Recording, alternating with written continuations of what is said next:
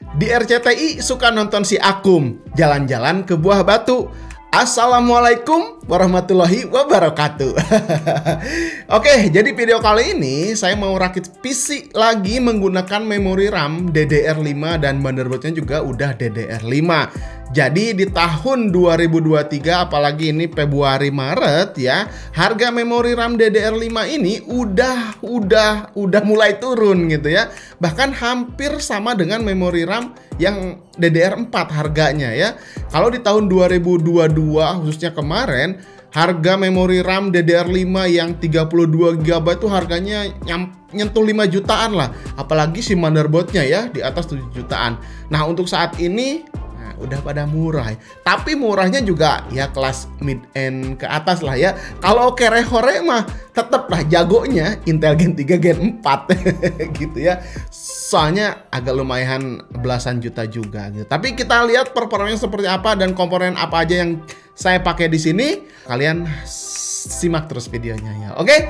Kita langsung saja kenalan mulai dari prosesornya dulu ya. Ini menggunakan Intel generasi ke-13. Tapi sebelum itu saya mau nyalakan dulu si PC-nya supaya kalian bisa lihat kegantengan si PC ini. Oh, wow, luar biasa, aman ya. Oke, nah ini Intel generasi ke-13 Core i5 13400F yang punya 10 core, harganya 3,5 jutaan.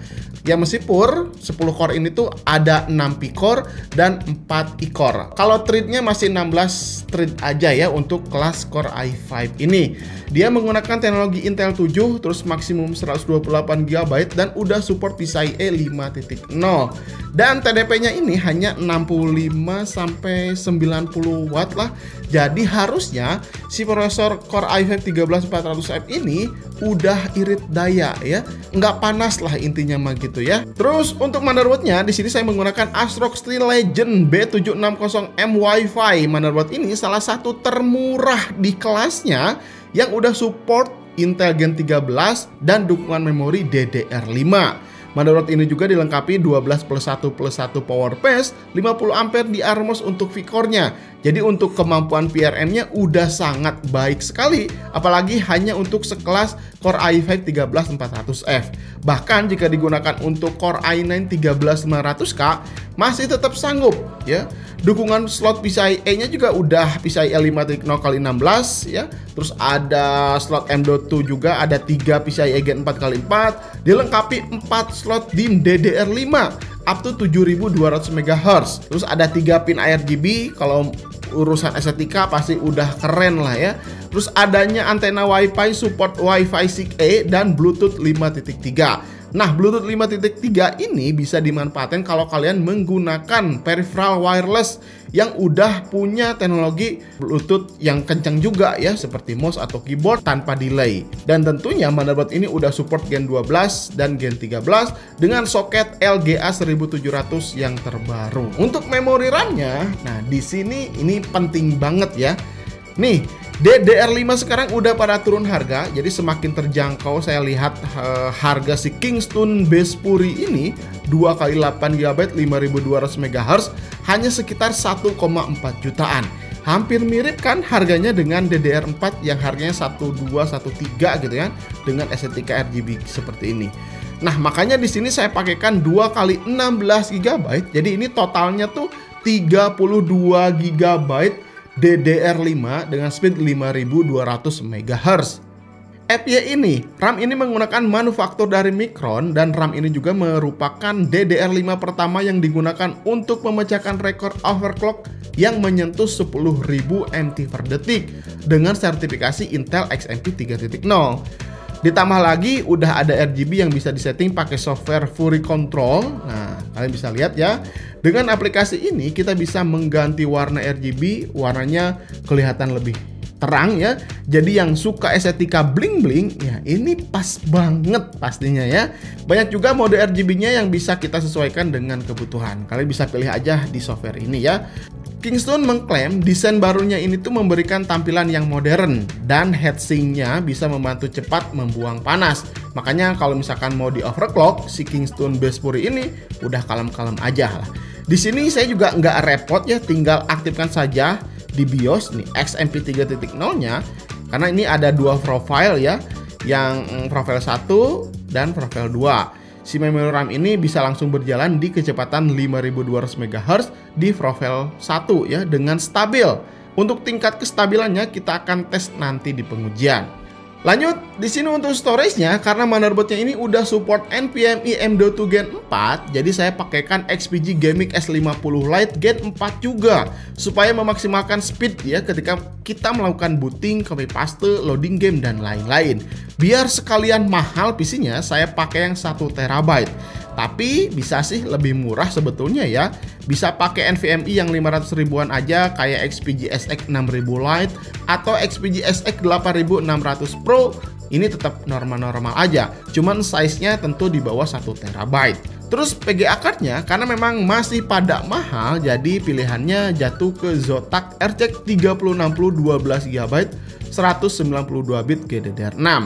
Ini untuk main game 1080p, FPS-nya mah udah tumpah-tumpah ya, udah nggak diragukan lagi gitu ya.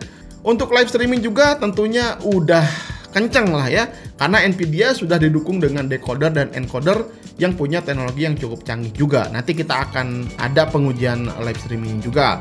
Terus untuk power supply-nya, nah di sini saya pengen tes kehebatan si XPG Pylon 550 watt untuk memberikan supply 13400F dan RTX 3060. Power supply ini tuh punya 8 level proteksi ya. Power supply di kelasnya hanya punya 5 atau 6 proteksi saja, seperti over voltage, over power, over current. Ya jelas ini poin penting ya. Ditambah lagi kapasitor 100% dari Jepang yang telah teruji high durability dan high stability-nya. Terus terakhir casing ya. Nah, untuk masalah casing, karena si motherboard ini tuh kan M ya, seri M, jadi agak kecil. Sebetulnya casing ini tuh agak kebesaran. Tapi tadinya saya mau beli dulu casing, cuman datangnya tuh juga lama gitu kan. Nanti kalau datangnya lama, videonya juga rilisnya bakalan lama juga. Jadi ya udah, saya pakaikan aja Deepcool 4 fps ini yang udah include dengan fan 4 ya. RGB-nya nih warnanya kayak gini, ini tidak bisa dirubah, tapi di bawahnya agak kopong-kopong gitu. Ya nggak apa-apa lah, yang penting air flow-nya bagus, terjaga untuk bisa mendinginkan komponen-komponen di dalam PC ini. Ya udah, saya pakai aja dulu sementara si casing ini. Terus bukan terakhir ya, ini cooling ya. Ini air water cooler Deepcool Crystal yang versi putihnya ini ya. Ini 240 mm. Sebetulnya pakai heatsink atau cooler bawaan dari prosesor ini udah lebih dari cukup ya, karena si 13400F ini dingin nggak terlalu panas. Cuman karena saya pengen estetika dan pengen kegantengannya menambah gitu ya, jadi saya pasangkan aja si cooler IO 240 mm dari Deepcool Crystal ini gitu. Ya dengan resikonya harganya juga lebih mahal juga gitu ya. Terus apalagi ya, udah kayaknya ya. Kalau untuk keseluruhannya nanti deh setelah pengujian game saya akan tulis ya total keseluruhan dan spek lengkapnya. Sekarang kita langsung saja tes bagaimana performa si Core i5 13400F yang sudah menggunakan memori RAM DDR5 dan VGA-nya sementara RTX 3060 dulu. Oke, langsung saja kita tes ke pengujiannya. Let's go.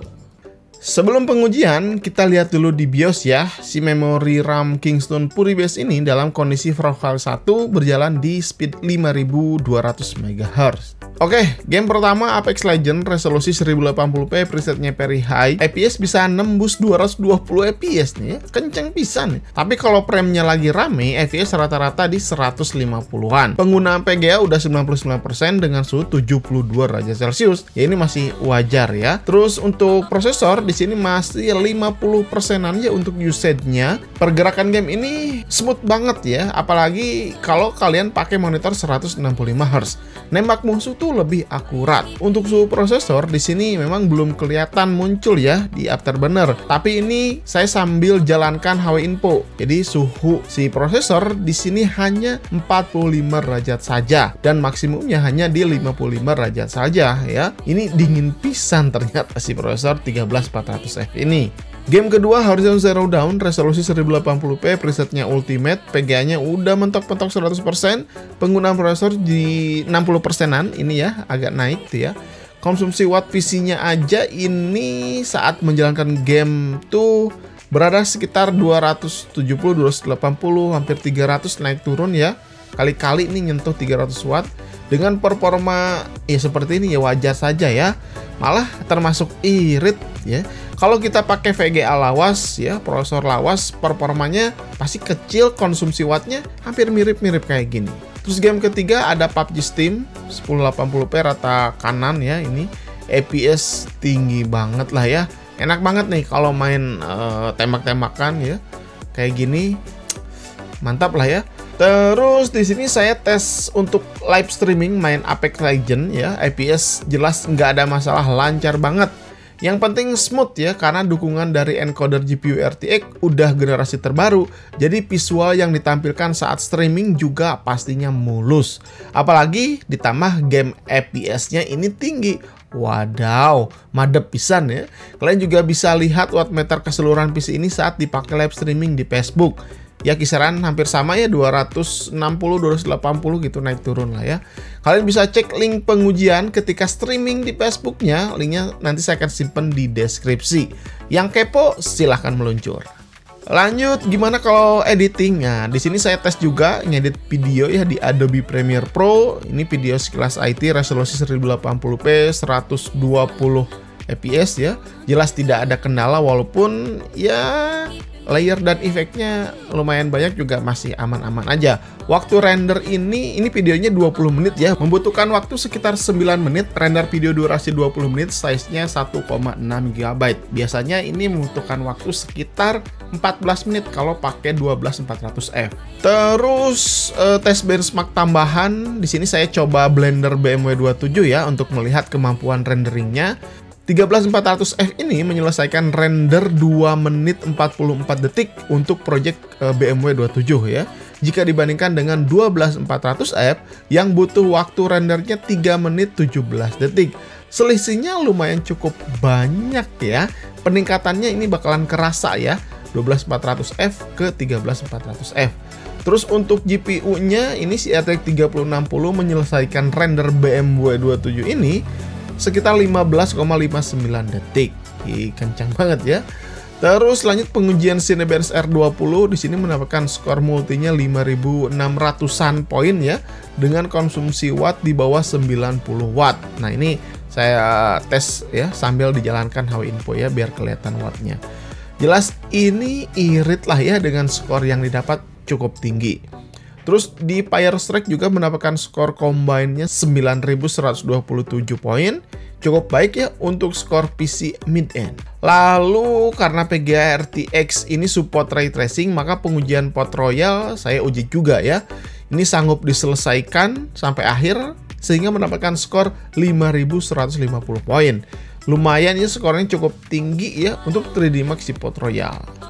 Oke, semuanya udah ya. Total keseluruhan PC ini tuh sekitar 19 jutaan. Ya, 19.225.000-an. Harganya yang cukup fantastik kan ya. Mahal banget memang. Ya pokoknya jangan terlalu maksa pengen punya PC seperti inilah ya.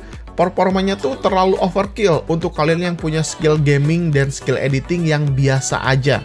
Kecuali kalau kalian skillnya udah GG gitu ya, baru akan terasa worth it dengan performa PC seperti ini. Ya dengan harga yang dibayarkan tentunya.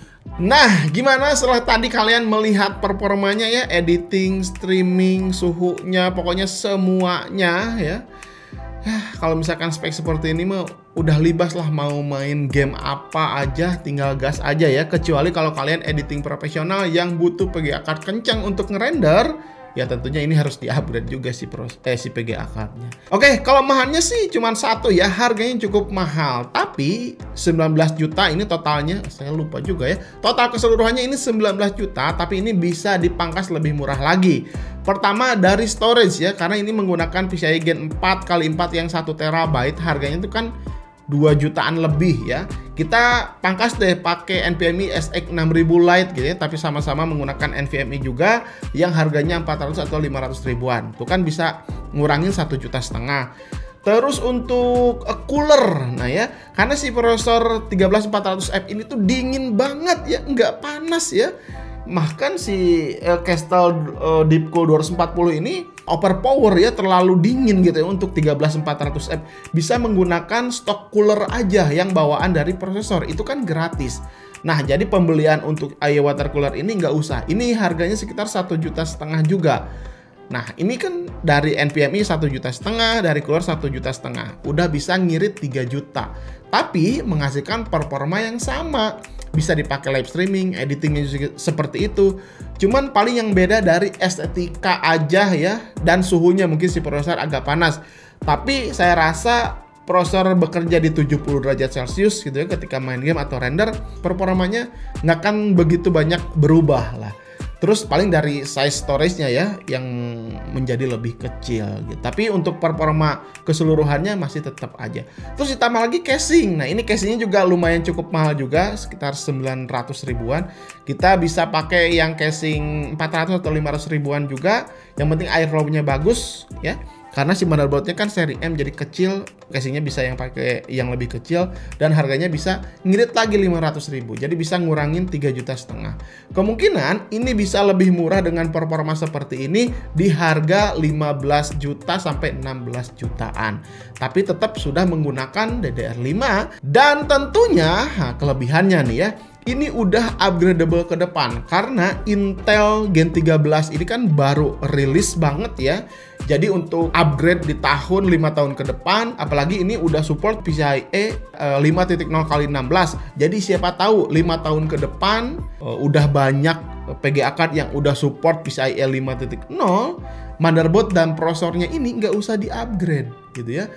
Tahun 2028, 2030 mungkin gitu ya. Asalkan nggak rusak ya, isi komponennya, nah, teknologinya masih tetap mendukung. Karena sekarang tuh PGA card paling banyak yang digunakan atau mentoknya juga masih PCIe 4.0. Itu juga masih jarang yang pakai ya, karena harganya masih cukup mahal gitu ya. Oke, mungkin gitu aja teman-teman ya. Ini racikan PC, kalau misalkan kalian kepo ya, nanti saya akan pasang juga di deskripsi di Adha Komputer. Bisa cek linknya di bawah.